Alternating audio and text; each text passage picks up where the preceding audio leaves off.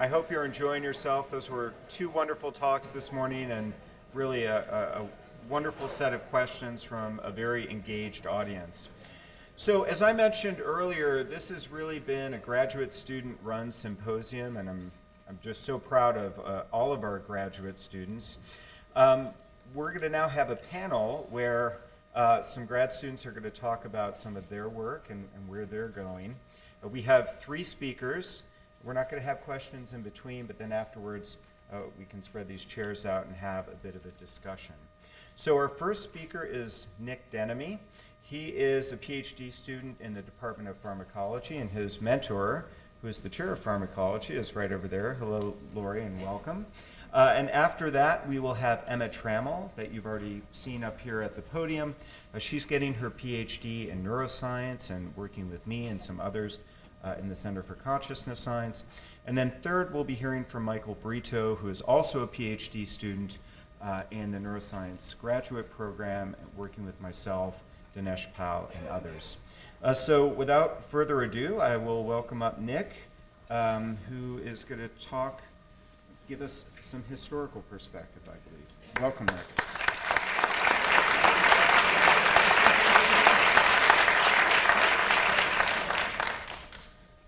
All right, hello everybody. Thank you very much, George. Good morning. Thank you very much for coming. My name is Nicholas Denomme. I'm a PhD student in pharmacology.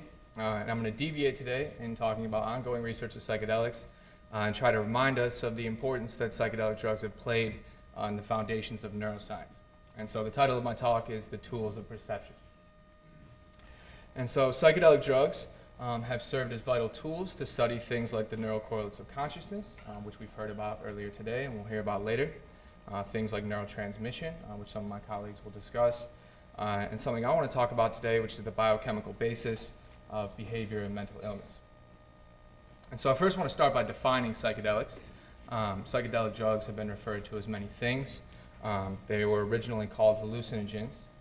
The term hallucinogens has its roots in a famous work by a man named Louis Levine. Louis Levine is considered by many to be the father of modern psychopharmacology. And he surveyed all of the common psychoactive drugs that were available in the early 20th century. And he divided these drugs into 5 different classes. And one of these classes he called Fantastica Hallucinatorium. He deemed these drugs thaumaturgic agents which evoke sense illusions in a great variety of forms. Now later on, these drugs were defined in the scientific and medical literature as psychotomimetics. The term psychotomimetics was coined in 1955 by a famous neurophysiologist and faculty member at the University of Michigan named Ralph Gerard. Ralph Gerard used this term to describe psychedelic drugs because they can produce transient and reversible states of psychosis. And they can mimic psychosis and some of the symptoms that are found in mental illness. Now, 2 very important figures in psychedelic history, a famous author named Aldous Huxley and a psychiatrist named Humphrey Osmond did not enjoy this psychotomimetic definition. They thought it was very pessimistic and it did not refer to some of the more positive and transformative properties that these drugs can have. And so they're corresponding about things or terms by which to define these drugs. And so in their correspondence, Aldous Huxley made a poetic suggestion saying to make this trivial world sublime, take a half a gram of phenerethine. Now, despite being the more poetic of the two, Humphrey Osmond responded and said, to fathom hell or go angelic, just take a pinch of psychedelic. Humphrey Osmond then proposed this term at the 1957 New York annual meeting of the Academy of Sciences, and the rest is psychedelic history. Now, the great psychedelic chemist Alexander Shulgin once said, if there is confusion in defining these drugs, then there's chaos in defining their effects. Now, as a pharmacology student, there is a very comprehensive textbook or a Bible that we refer to when we're looking for definitions of classes of drugs. This is called Goodman and Gilman's Pharmacological Basis of Therapeutics. Now, I found a very beautiful definition of psychedelics that was present in an earlier edition of Goodman and Gilman, in which they describe psychedelic drugs by saying the feature that distinguishes the psychedelic agents from other classes of drugs is their capacity reliably to induce or compel states of altered perception, thought, or feeling that are not experienced otherwise in times of dreams, or religious exaltation. Now, I particularly like this definition because it's from an authoritative source and it describes some of the more positive aspects of psychedelics. So, now that I've defined some of the history of the nomenclature behind this, I want to tell a short story about how LSD was really instrumental and important in our understanding of serotonin in neuroscience. So the origins of serotonin begin with a premier Italian chemist named Vittorio Erspamer. Vittorio Erspamer worked on many biogenic amines, and he identified a compound that was present in the enteric nervous system, or the gut, that possessed an amine, and it caused the contraction of the intestines. So Vittorio Erspamer named this compound enteramine. This is a more recent fluorescence image showing enteramine is present in enterochromaffin cells in which he found them. Now, around the same time, Albert Hofmann had discovered LSD. Albert Hofmann was a Swiss chemist who was working for the Sandoz pharmaceutical company, and he was searching for an analeptic agent, or a circulatory and respiratory stimulant. Now, Albert Hofmann was working on natural products that were from the ergot fungus. The ergot fungus is present in rye in many different grains, and one of the main constituents of ergot is lysergic acid. So Albert Hofmann was isolating lysergic acid and derivatizing it to make different compounds. Now, the 25th compound in the series was none other than lysergic acid diethylamide, or LSD. Now, in 1938, Hofmann had synthesized LSD and submitted it to pharmacological testing. The pharmacologists at Sandoz tested it in animals and found nothing interesting. And so they deemed it unimportant and didn't want to study it further. Now, it's unique because when a compound gets submitted for pharmacological testing and is found uninteresting, it's pretty much dead in the pipeline and it doesn't get studied further. But Albert Hofmann, 5 years later, had a peculiar presentiment, as he calls it, that led him to resynthesize LSD and try to study it further. During this resynthesis, he mysteriously and through unknown means somehow absorbed some LSD when he was working with it. Now, Albert Hofmann had to go home that day and he felt very strange. So he decided and deduced that it was probably because of the compound that he was working with that he felt strange that day. And so a few days later, he took 250 micrograms of LSD and went on his famous bicycle ride and discovered its remarkable psychoactive effects. LSD was then handed off to the superiors at Sandoz. They confirmed what Albert Hofmann had discovered, and a man named Werner Stoll, who was the son of Arthur Stoll, who was the founder and director of Sandoz, then tested LSD in healthy and mentally ill patients. He then published a paper in 1947 introducing LSD to the world, and the title of the paper is called LSD, a Fantasticum of the Ergot Group. Now, around the same time, a team led by a man named Irving Page at the Cleveland Clinic, along with his co-workers Arda Green and Maurice Rapport, were investigating a vasoactive substance that caused the contraction of blood vessels.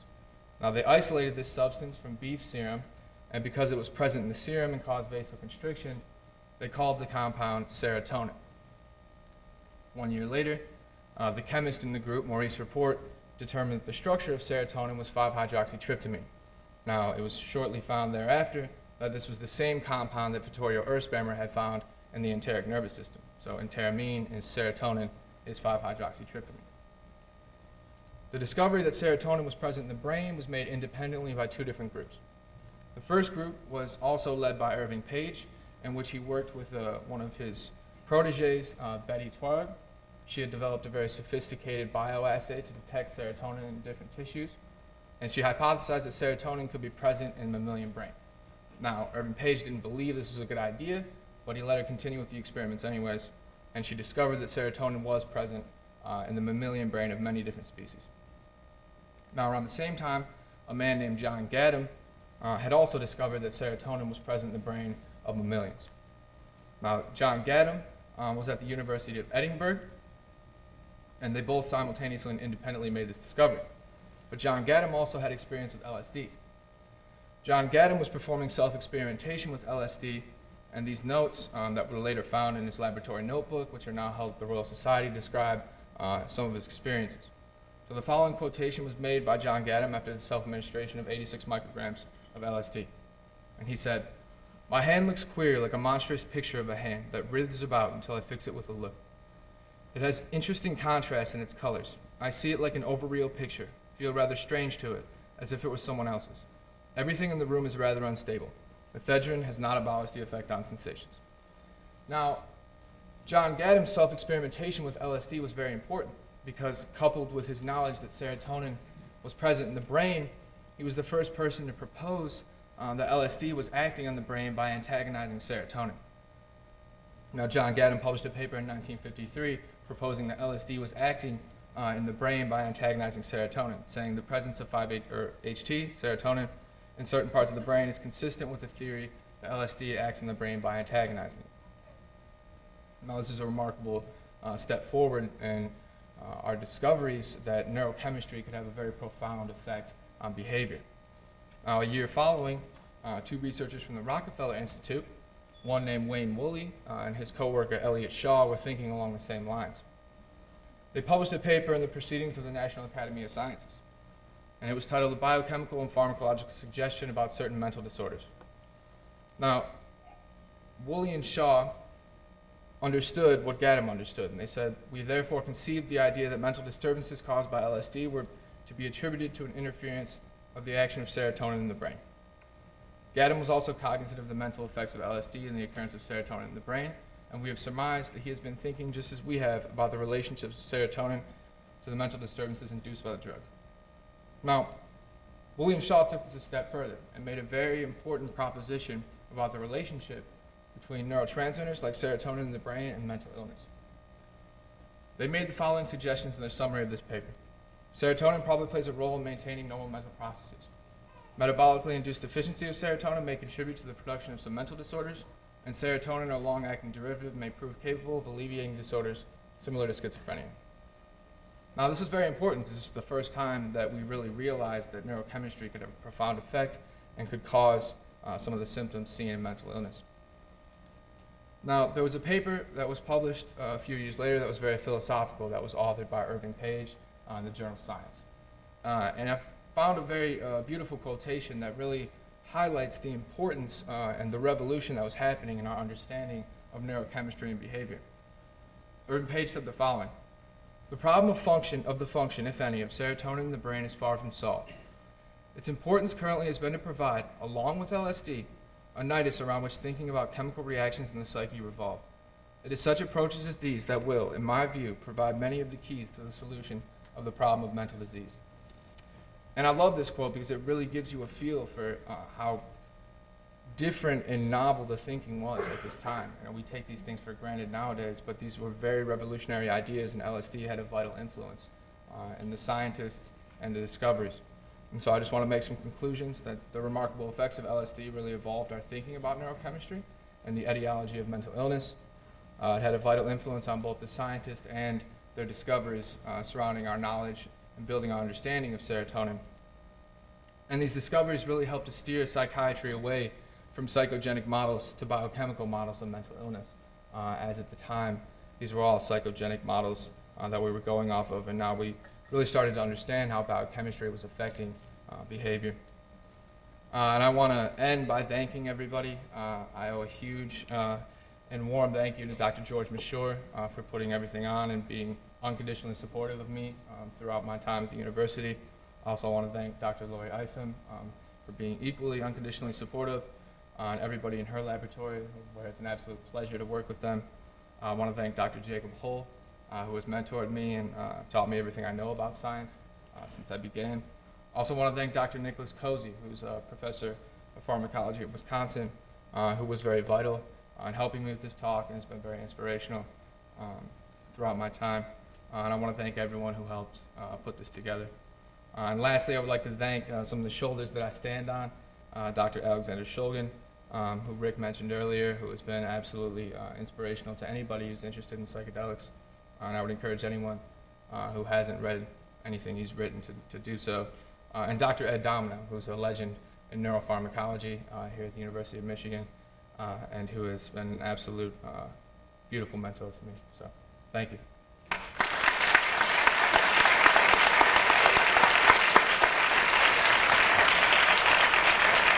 Wonderful. Thank you so much. Nick is such an outstanding scientist and a really outstanding historian, and I love his passion for the history. So now, gives me great pleasure to welcome up Emma Trammel, who is a PhD student in the Neuroscience graduate program. Are you all loaded up? Who's going to talk to us about non-pharmacological pathways to altered states of consciousness, and I think some very interesting findings as we consider the underlying neurobiology. Emma. All right, so as George said, today I'm going to be discussing the neural correlates of the shamanic state of consciousness. So we're switching up a little bit from those pharmacologic states of consciousness to something that can produce a similar state, but still through very different methods. So shamanism is considered one of the world's oldest spiritual practices, with shamanic journeying having been used for physical, psychological, and spiritual healing since the Paleolithic era. And during shamanic journeying, shamanic practitioners in cases of neo-shamanism, or just shamans in case of indigenous tribes, will enter an altered state of consciousness using pharmacologic or non-pharmacologic means. Pharmacologic means usually consist of ingesting some sort of psychedelic compound, like ayahuasca, whereas non-pharmacologic means usually entail listening to a repetitive rhythm, such as that from a drum or rattle, and then dancing to enter this altered state. And once in this altered state, shamanic practitioners will journey into the spiritual realm, which consists of the upper, middle, and lower world. And it is the goal of the shamanic practitioner to heal individuals using information that they glean from their time in this realm, as well as using help from power animals that they may encounter during this journey. It's also important to note that while in this state, shamanic practitioners will experience a lot of anecdotal overlap with the psychedelic experience. They might have feelings of disembodiment, experience feelings of unity, or maybe something more intense along the lines of ego death. But despite the consistency in the shamanic experience and this overlap with the psychedelic experience, very few studies have looked at brain activity involving shamanic journeying, with there only having really been one fMRI study and one EEG study to date. Thus, we wanted to look at the neural correlates of the shamanic state of consciousness using high-density EEG. So 18 shamanic practitioners and 19 age and sex match controls were recruited for this study, and each individual was equipped with high-density EEG of 128 electrodes. We then acquired EEG recordings during periods of shamanic drumming, classical music, and eyes-closed resting state. During these drumming periods, which did not have any pharmacologic intervention, individuals listened to a pre-recorded tape of shamanic drumming, and then the shamanic practitioners were asked to journey, whereas those controls were asked to rest quietly with their eyes closed. Following these classical music periods and the shamanic drumming periods, each individual was asked to fill out an altered state of consciousness questionnaire known as the ASC-OAV. So then we took that 66-question ASC-OAV and we pooled each item into 11 domains, which were set forth by Studeris et al. In 2010, known as the new OAV scale. These domains range from disembodiment and spiritual experience to complex imagery, which Chris Timmerman alluded to before, and anxiety. We then calculated the mean and standard error of the mean for the percent of the theoretical scale maximum for each domain, and then we compared scores using paired and unpaired Wilcoxon rank sum test. We also used Spearman correlations to investigate relationships between change in EEG power and each of those 11 ASC domains. For EEG analysis, our data was downsampled to 500 hertz, filtered 1 to 35 hertz, and re-referenced to the average reference. Our frequency band designations were similar to our work using high-density EEG in humans undergoing subanesthetic ketamine, where we had delta 1 to 4 hertz, theta 4 to 8 hertz, alpha 8 to 13 hertz, beta 13 to 25 hertz, and gamma 25 to 35 hertz. We then focused EEG analysis on electrodes from the International 1020 system in frontal, central, parietal, and occipital regions. Specifically, we focused on F3 and F4, CZ, P3, P4, and O1 and O2. We then assessed relative power, or the percentage of power within a given frequency band compared to the total power across all frequencies. So we looked at relative power within each frequency band at each electrode during each condition of drumming, eyes closed, and music, and we looked at the change of relative power between these conditions. Specifically, drum minus eyes closed, music minus eyes closed, and drum minus music. We then assessed differences using paired and unpaired Wilcoxon rank sum test. So our ASC questionnaires revealed that the shamanic practitioners were indeed entering an altered state of consciousness compared to controls, where they had increased ASC domain scores in 8 of the 11 domains during drumming compared to the controls. These domains included blissful state, change meaning of percepts, complex imagery, disembodiment, elementary imagery, experience of unity, insightfulness, and spiritual experience. Interestingly enough, these shamanic practitioners did not have any differences between controls in the domains of anxiety and impaired cognition and control. However, this makes sense given that when a shamanic practitioner is journeying, they have a specific goal in mind, and that goal is that they need to heal somebody, meaning it's very important that they maintain control over their mind and body, as well as low levels of anxiety, so as to not deter them from this goal. There were not any differences between shamanic practitioners and controls in that classical music period, and controls did not have any differences in their ASC scores between the drumming and music periods. So as many of you may know, an individual will enter an altered state of consciousness after ingesting a psychedelic, which is, the theme of today. And so Studeris et al. In 2010 examined the subjective experience of individuals who ingested ketamine, psilocybin, or MDMA using this new OAV scale that I referenced earlier. Given the overlap between the shamanic state of consciousness and the psychedelic experience, we thought it would be interesting to see how the ASC scores of these shamanic practitioners compared to those of these healthy volunteers ingesting psychedelics. So, after altering that original figure from Studeris et al. In 2010, we were able to overlay our data from shamanic practitioners, which can be seen here in purple. And as you can see from this figure, the shamanic practitioners actually scored higher on several domains compared to those healthy volunteers in a psychedelic state, specifically in the domains of experience of unity, spiritual experience, blissful state, insightfulness, disembodiment, and complex imagery. And again, these shamanic practitioners didn't have any differences in those domains of anxiety and impaired cognition and control, which is interesting given that these psychedelics will frequently cause an increase in those scores. So next, we wanted to look at within subject differences in EEG power between those conditions of drumming, eyes closed, and music. So on each of these plots, we have median relative power on the y-axis, and on the x-axis, we have each of those conditions of drumming, eyes closed, and music. And on each plot, each data point represents the median relative power of all 18 shamanic practitioners during that condition, and each plot corresponds to a different electrode, and we have beta power on the left side of the screen and gamma power on the right side of the screen. And what we found was that drumming was associated with increased frontal and occipital relative beta and gamma power in shamanic practitioners compared to those eyes closed in drumming periods. So what you can see is that the median relative power during those drumming periods is consistently higher compared to those music and eyes closed periods across the frontal and occipital regions in both beta and gamma. We found similar findings when we looked at parietal regions, where again, drumming was associated with increased parietal relative gamma power in shamanic practitioners compared to those eyes closed periods. And just a note, even on some of the electrodes, we found that these findings were near significant, but they didn't make that P is less than 0.05 cutoff. So given these changes, or given these differences in EEG power between conditions and shamanic practitioners, we want to know if this change was significantly different than that experienced by controls. So we then assessed the change in relative power between the conditions of drumming, eyes closed, and music in the form of drum minus eyes closed, music minus eyes closed, and drum minus music. And we then compared those changes between shamanic practitioners and controls.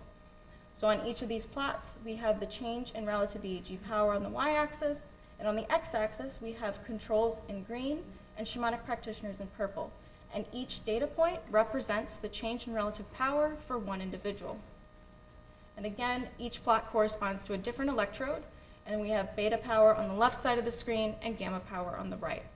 And what we found was that for this drum minus eyes closed condition, the change in occipital and parietal relative beta and gamma power was significantly different between shamanic practitioners and controls, meaning that overall, shamanic practitioners had a greater increase in relative beta and gamma power during this drumming period.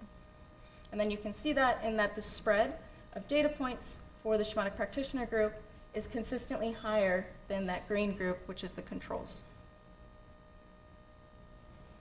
So when we went to investigate the music minus eyes closed condition, we found similar findings to that of the drum minus eyes closed, where again, change in occipital relative beta and parietal relative gamma power was significantly different between shamanic practitioners and controls. Again, there was a greater increase in occipital relative beta and parietal relative gamma during that music period. And this is significant given that on the previous slide, we were comparing an active state of drumming to a passive state of eyes closed. And here we're again comparing an active state of music to a passive state of eyes closed. Given that overlap in some of these EEG power changes, it could be suggested that these power changes are actually just due to the brain being in an active state compared to a passive state, rather than being due to shamanic drumming itself. However, whenever we went to look at that the drumming minus music condition, we found that the change in parietal relative gamma power was greater in shamanic practitioners compared to controls, meaning that even when you subtract out that active state of music from that active state of drumming, there still is a greater net increase in parietal relative gamma during that drumming period, meaning that these are likely changes specific to drumming rather than to an active brain state. So given that we found some drumming-specific EEG changes, we thought it would be interesting to see if they correlated at all with the subjective experience of these shamanic practitioners.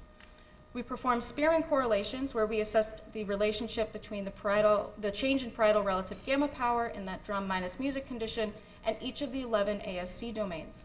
And what we found is that there were 3 domains that appeared to have a relationship, and those were elementary visual alterations, spiritual experience, and blissful state, where the greater the increase in gamma power, or the change in relative gamma power, the greater the score on that ASC questionnaire. And although we're not sure why these are the particular domains that showed up to be related, it does suggest that the EEG changes track with that subjective experience. So in summary, we found that our ASC questionnaires revealed that shamanic practitioners were indeed entering an altered state of consciousness compared to controls, and that this altered state was similar to the psychedelic state and even exceeded it in certain domains. We also found that parietal relative gamma power increases during shamanic drumming compared to eyes closed in music periods, and that these drumming-specific changes were correlated with the subjective experience. Finally, it's important to note that unlike psychedelics, we did not see any changes in alpha power, which, as Chris alluded to earlier, is very common whenever an individual has ingested a psychedelic drug. And so, given that there is some overlap between the shamanic state of consciousness and these psychedelic substances, this still suggests that they are very different states. And with that, I would like to thank my advisors, George Mashore and Rick Harris, for their guidance on this project, as well as Dinesh Pal, who is my co-mentor. I'd like to thank the Neuroscience Graduate Program and the Center for Consciousness Science, specifically Anshul Lee, Hugh Kim, and Tony Larkin for helping guide the analysis on this project. And I'd like to give a special thanks to Kate Durda and Stephanie T for helping us design an environment where shamanic practitioners could journey, as well as Stephanie Blaine-Moraes and Tarek Belbahar for helping launching and acquire all this data, and the CPFRC and the PAL Lab for their support during my rotations. Thank you.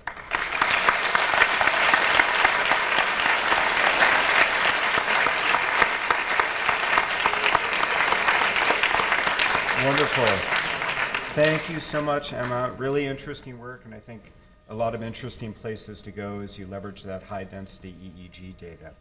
Now it's my great pleasure to welcome up the third and last of our graduate school speakers, Michael Brito, who is working in the Neuroscience Graduate Program in our lab with Dinesh Pal, and I think is going to show you some very interesting data. Most of the talks that you've heard today and a lot of the literature relates to humans, but we also need to understand that foundational neurobiology, and Michael is going to be talking about some approaches that might help get us there. So, Michael?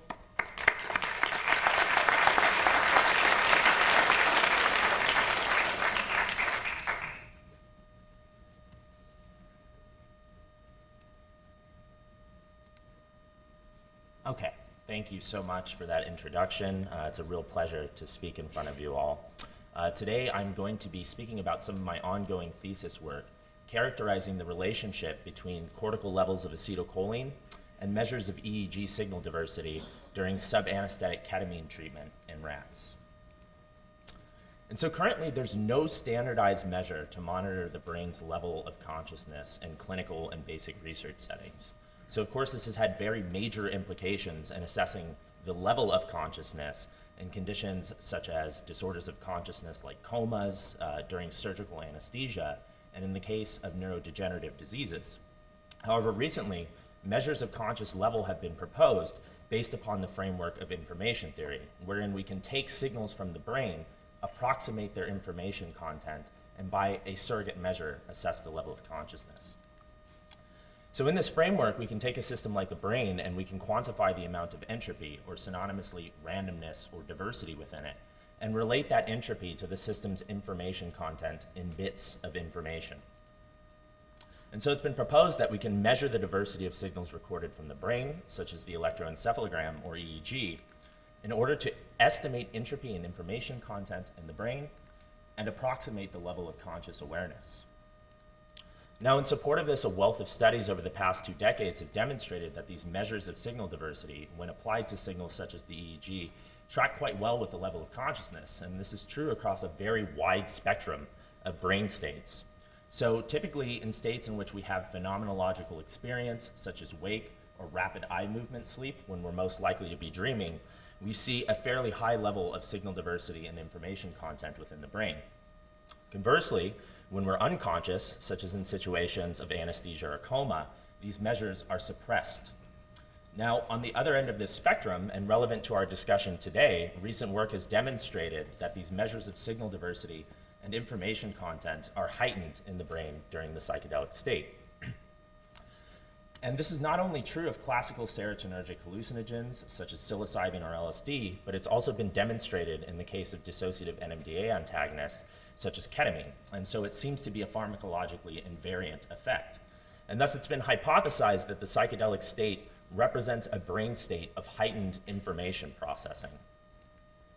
So while the approach of tracking the level of consciousness with these measures based on signal diversity has been quite successful thus far, we don't have much in the way of a mechanistic framework to describe how signal diversity is being modulated in the brain.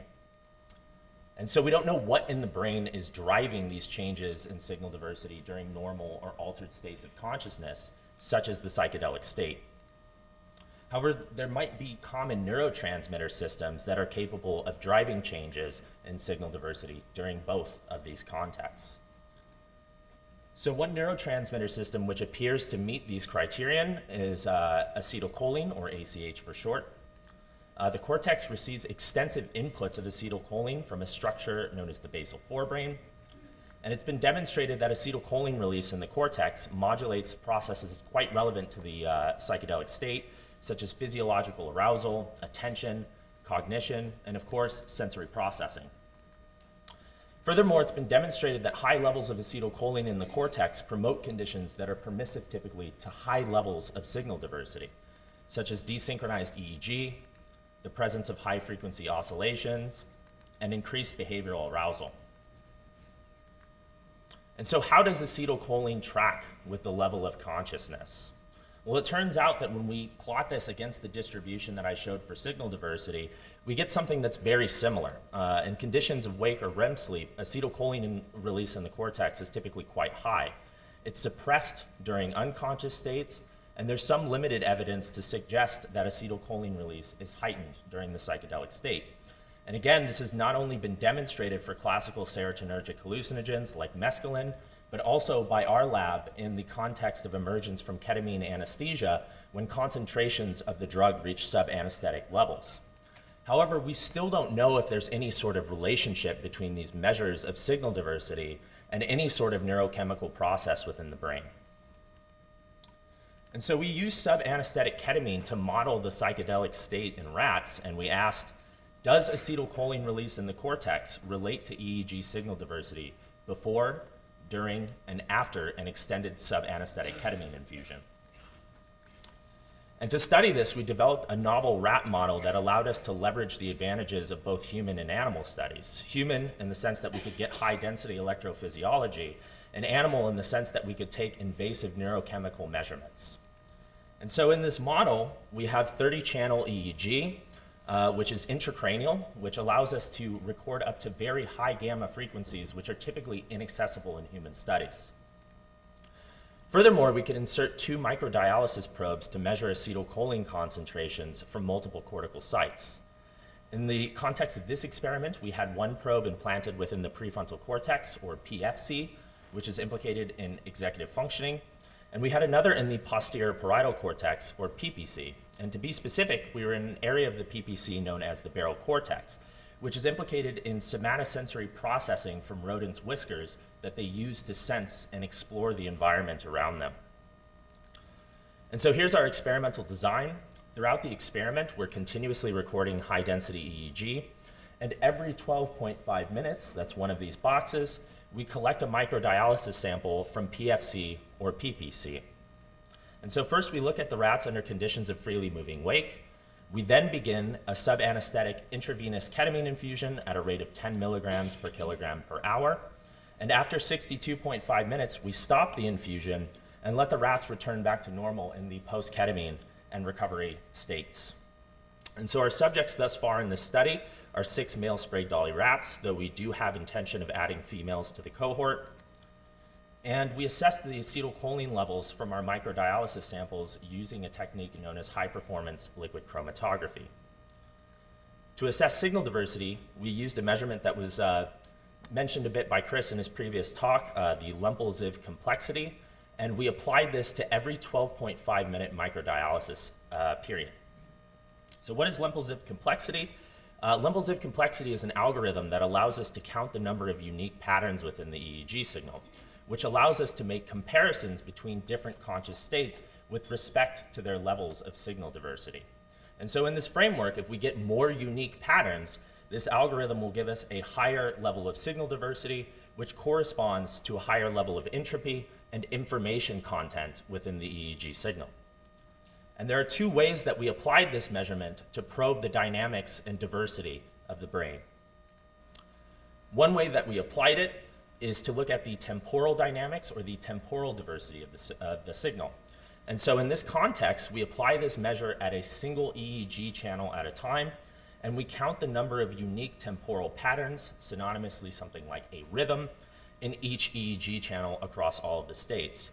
So to use a sort of gross analogy, during states of high temporal diversity, the temporal dynamics of the brain will be more akin to something like a drum solo, whereas during conditions of low temporal diversity, they'll be more akin to something synchronous like a metronome. We also looked at the spatial diversity within the signal. Now in this context, rather than applying the measurement at a single channel, we apply it across the entire span of the EEG array, which allows us to count the number of unique patterns of brain activity across the cortex.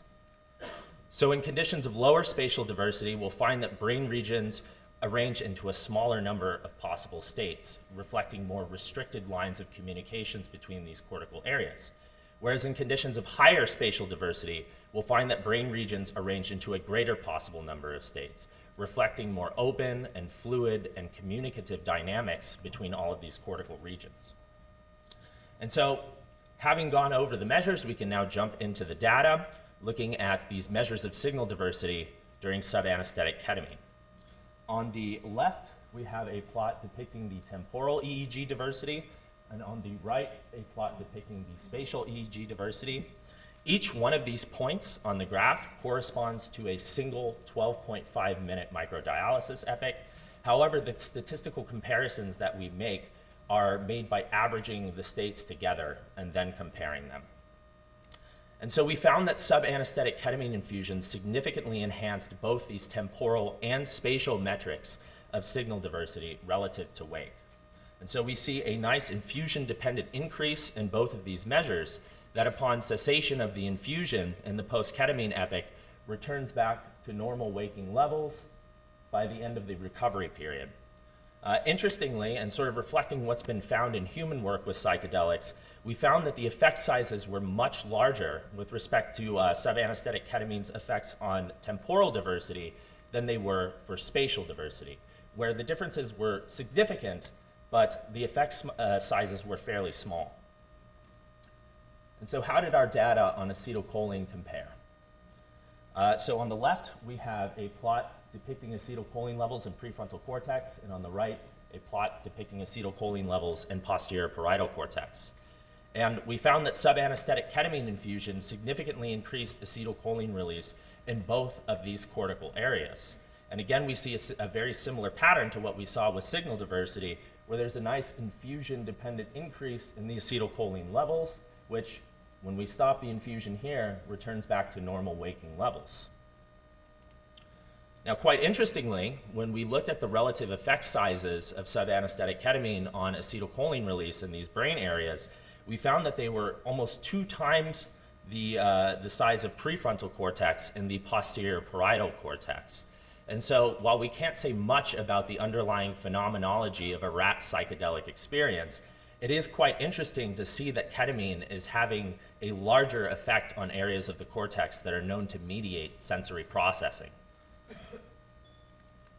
And so finally, we wanted to look at the relationship between these 2 variables of signal diversity and acetylcholine in these 2 different cortical sites. And so we ran a Spearman correlation to assess to what degree these variables change together across the duration of the experiment. So we first looked at the correlation between acetylcholine levels in PFC and PPC and temporal EEG diversity. And we found that acetylcholine release in both of these cortical sites was correlated with temporal EEG diversity across the duration of the experiment.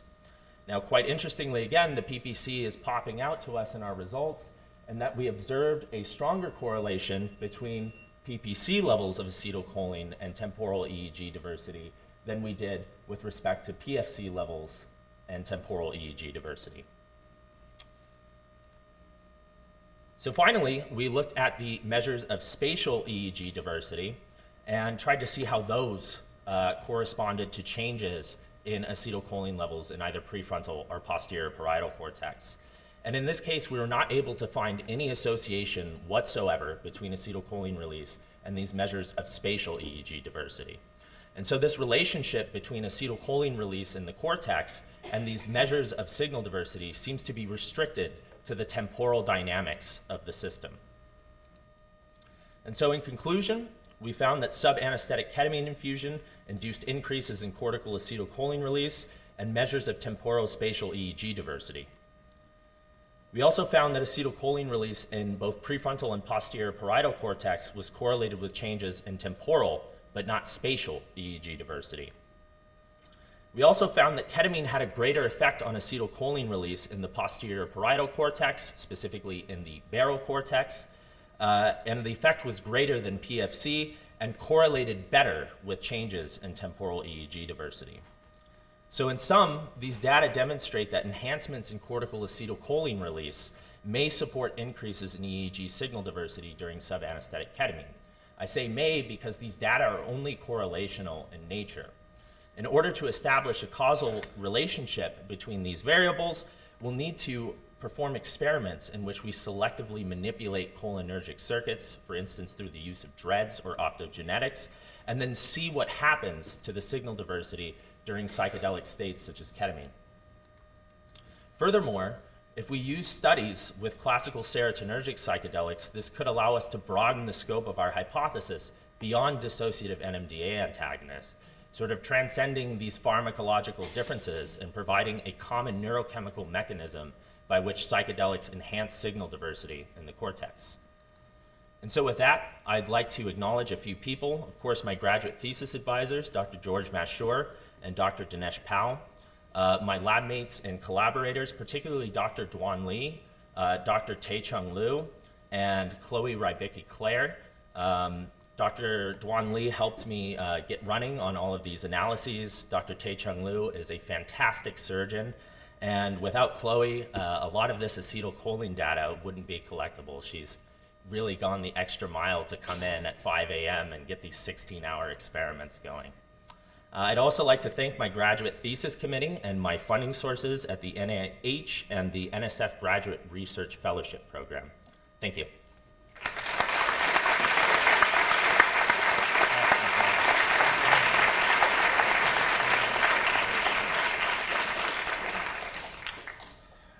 I want to thank Michael for a fantastic talk. I want to thank all of our students for really thought-provoking and very, very well done lectures. Thank you so much. I'm really proud of all of you, and I know your other mentors are too. So now we can open it up to questions, and if you have questions, again, please go to the microphone.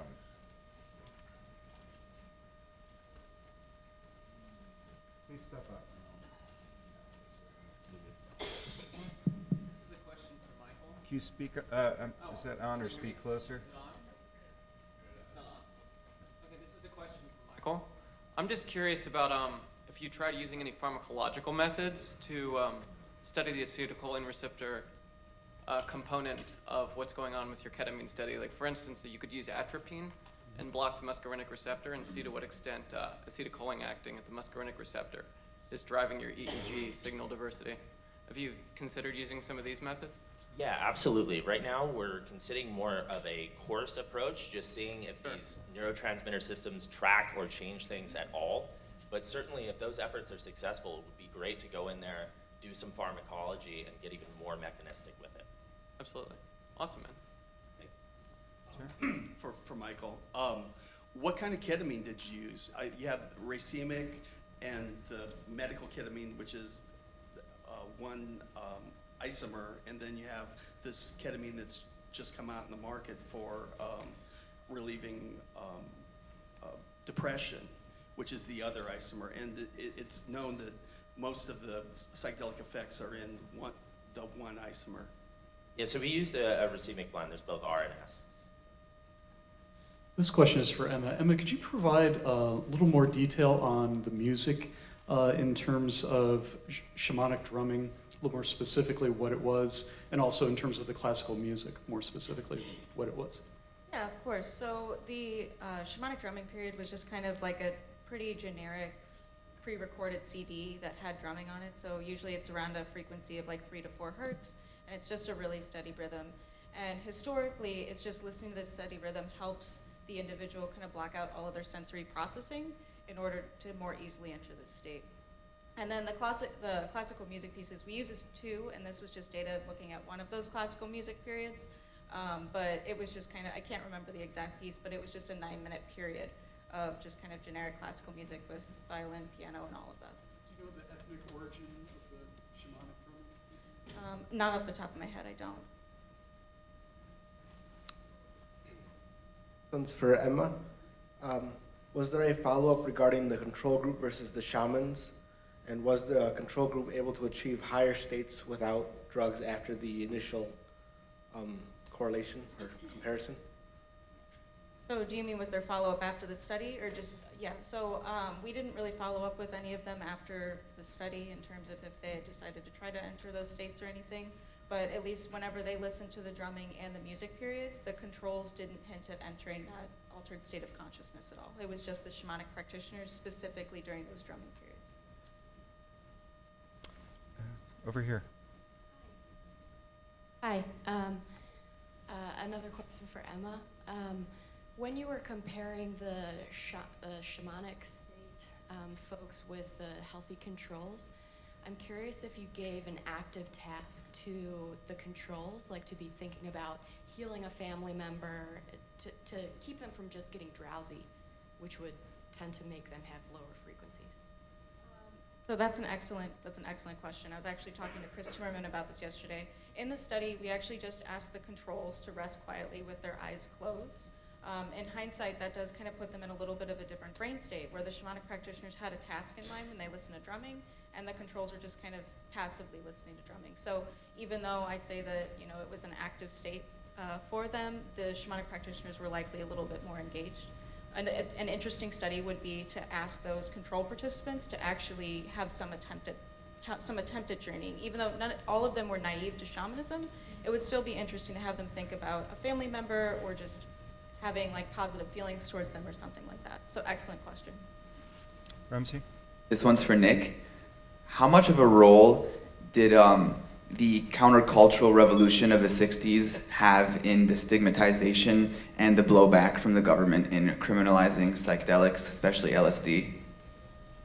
Yeah, I think that that had a huge role, and it really caused a long-term, essentially standstill of psychedelic research, and there was a lot of people who weren't very strategic about their views and their opinions, and they didn't really let the science speak for them, and they were very proselytizing. And I think that really put us back, decades, and it's taken decades through what Dr. Doblin has shown to kind of recuperate some of the public's trust in psychedelics as potential medicines. Yeah. Question over here. For Emma. Curious, it seemed that perhaps all of the shaman practitioners were neo-shaman. If there's any studies with like indigenous lineage shamans that you're aware of, and just as a kind of another corollary, is there a relationship to monks meditating that is useful, or what's the differences between culturally indigenous shamans or monks? Are there interesting corollaries to those? Yeah, so like you said, all of these were shamanic practitioners, only because the logistics of trying to go to like an indigenous tribe to be able to record from them are very difficult. I think those studies would be feasible if you had the right amount of funds and the right equipment, specifically the portable equipment necessary. And to answer your second question, I do think that there is some overlap probably between the state that the shamanic practitioners are entering and to some degree with like meditation and monks. Although I can say anecdotally by talking to somebody that has experience with shamanic journeying, they said, and also having experience with meditation, they said that they are very different states. In terms of you're more grounded during the shamanic journey, you're more aware of your surroundings and that where you are in the room, whereas with meditation, you tend to have more of a feeling of kind of leaving your surroundings. Thank you. Over here. Follow up to that question, it's like, how do you go about getting the 18 candidates that are shamanic practitioners to participate? So we had, there was a member of the team called, named Tarek, and he went to, they actually have a lot of conferences for shamanic practitioners in terms of neo-shamanism. And so he would go to these conferences and kind of interact with these shamanic practitioners and kind of gauge their interest. And so that's kind of how we were able to recruit them. And just to follow up on that, we also, whenever I thanked Kate Durda and Stephanie Teague, they were both experienced with shamanism, and they kind of were ones who helped us design an environment that was, amenable to shamanic journeying with these shamanic practitioners.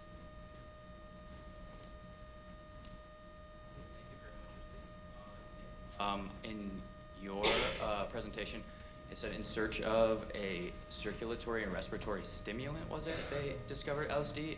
Did they end up finding what they were in search of originally, or does LSD also fit that? So yeah, the rationale behind that chemically, Albert Hoffman was following the design of nicotinic acid diethylamide, which was used for the same purpose as a circulatory and respiratory stimulant, so that's why he put the diethylamide group on lysergic acid. And to my knowledge, they had other ergot-based compounds that worked for that, but I don't believe that LSD was ever entered for that purpose clinically. Why were they searching for that? Yeah, so ergotamine and some of the compounds that they had been, Sandoz had been working with ergot alkaloids previously, and based on their properties.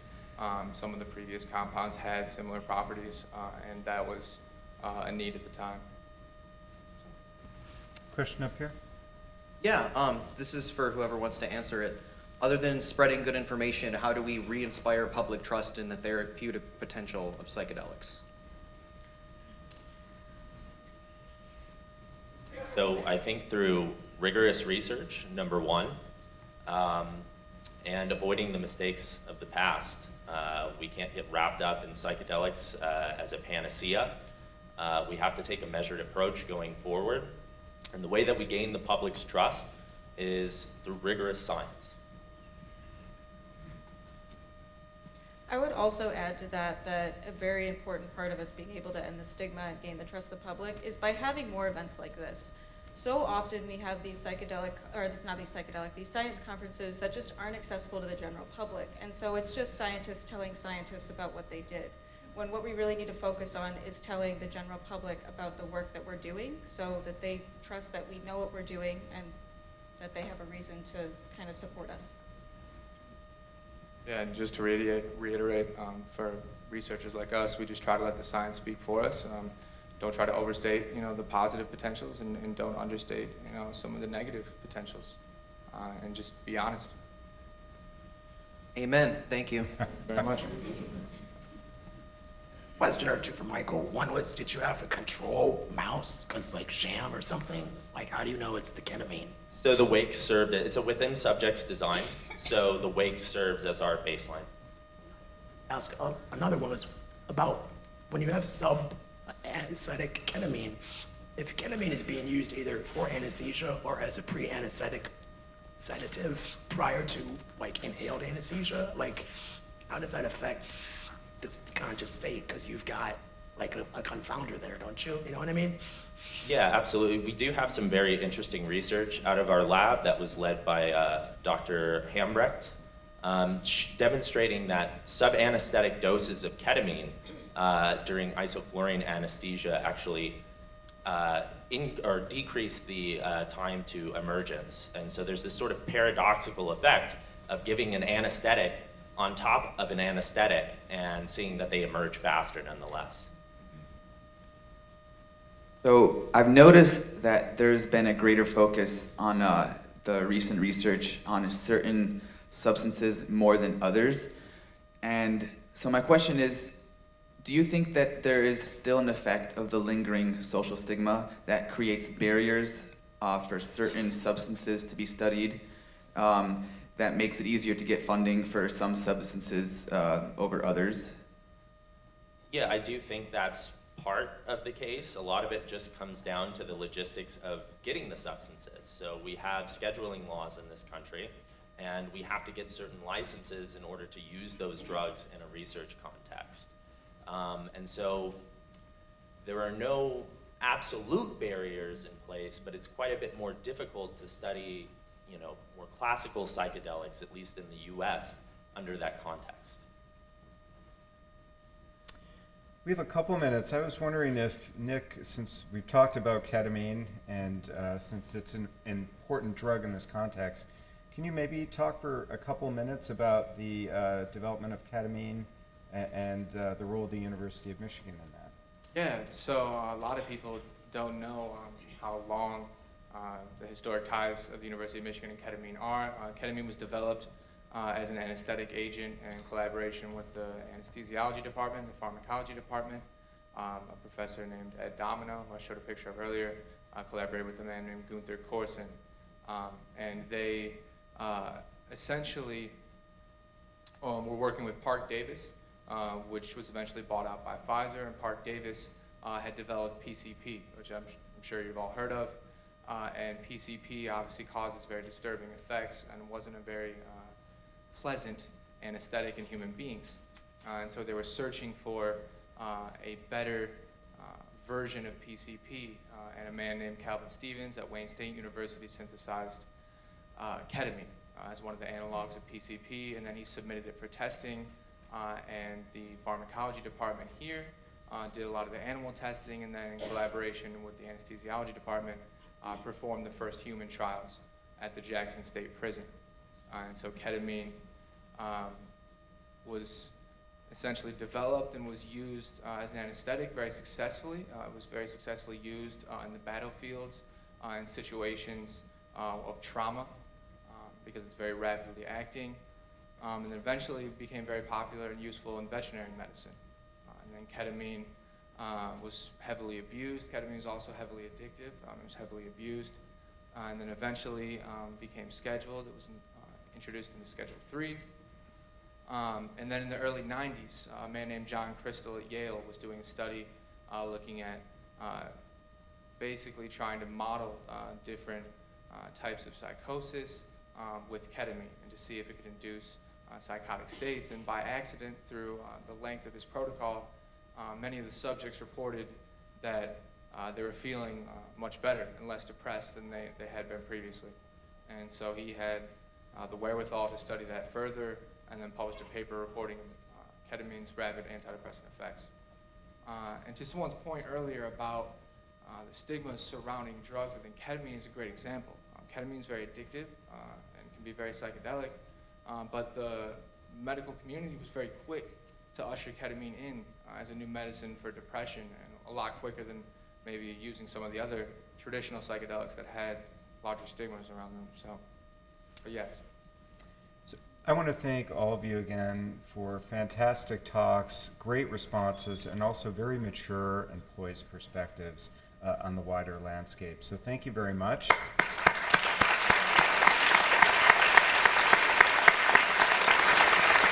And I want to thank the audience again. You've just done such a wonderful job asking very focused questions.